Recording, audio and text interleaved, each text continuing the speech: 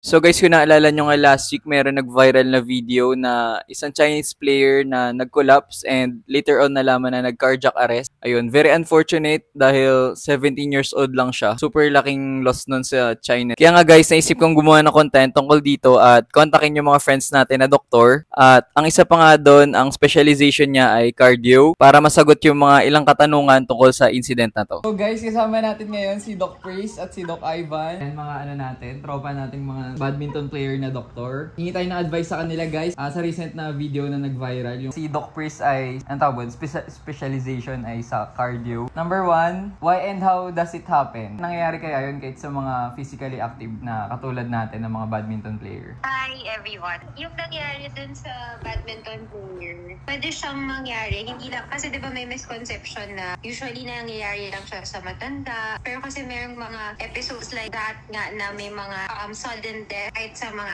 athletes. Lalo na sa pediatric age group or yung mga young adults, pwedeng may cardiac problem talaga sila, which is nung simula pagkabata pa lang. Or pwedeng acquired. May congenital, pagkabata pa lang meron na sila. Or acquired, big sabihin, pwedeng meron silang genetic like steroids or mga stimulants that could cause pagkapal ng puso or pagbilis ng puso. Kaya magkaka-abnormal siya na rhythm. Pag sobrang bilis kasi ng heartbeat mo, bigla na lang siyang pwedeng tumigil. Kaya sudden death. Okay? So yun yung acquired. Yung sa pagkapanganak pa lang, kahit sino, ang most common sa athletes usually, sobrang kumakapal yung left side ng heart. Pag sobrang kapal nun, walang napupuntang dugo sa buong katawan. Nakaroon ulit ng abnormal rhythm. Mawawalan din ng supply sa buong katawan, pwede talaga mag-sudden death. Yung pangalawa, may bumabara dun sa mga ugat. Pag nawala yung supply nun, wala ka ring oxygen sa buong katawan, magsa-sudden death din. Number 3, yung mga genetic causes, abnormal rhythm ng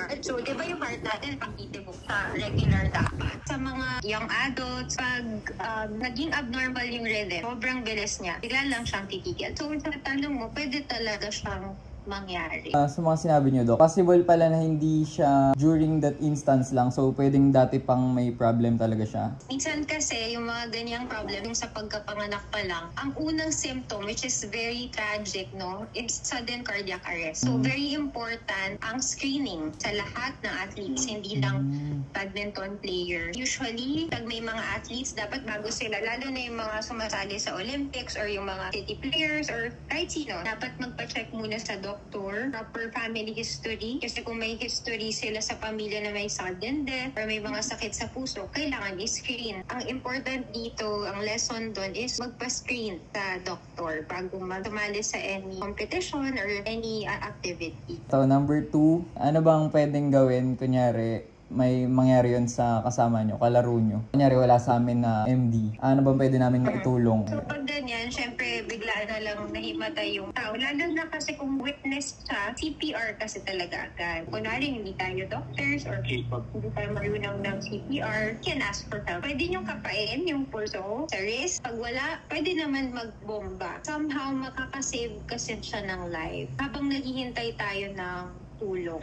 Sa mismong nangyari, I think dapat talaga may medics around during tournament talaga. Someone who knows yung basic life support na tinatawag natin or BLS. So yung BLS kasi, life-saving protocols. Yung sinabi kayo ni Dr. Skin na mga procedure, yung the scene is safe, lahat yun natuturo sa BLS or basic life support. So yung naman, maganda na apply agad sa kanya yun. Kung hindi siya agad madala sa hospital or what. Sure naman ako may medics doon yung time na yun. Baka hindi lang agad nakapag-action. Number 3, last na lang to. May ways ba ma-prevent to? Yes, pwede. Lalo sa mga tournament, sa mga athletes, very important to have their check-up before medical clearance, I think. Kahit feeling mo, alam mo healthy ka, katulad yung sa nangyari siguro dun sa player, dapat meron siyang medical clearance. So be sure na very equipped, walang problema sa kanya na pwedeng mangyari. Siguro sa mga hindi healthy, so healthy life living, healthy foods, alam ko mahirap, pero siguro kasama niya yun mga yun. Lahat ng athlete na plan sumali sa mga ganong tournament, pa-check sa doktor. We can never assume na healthy tayo. Tama yung sinabi ni Doc Ivan. Kailangan na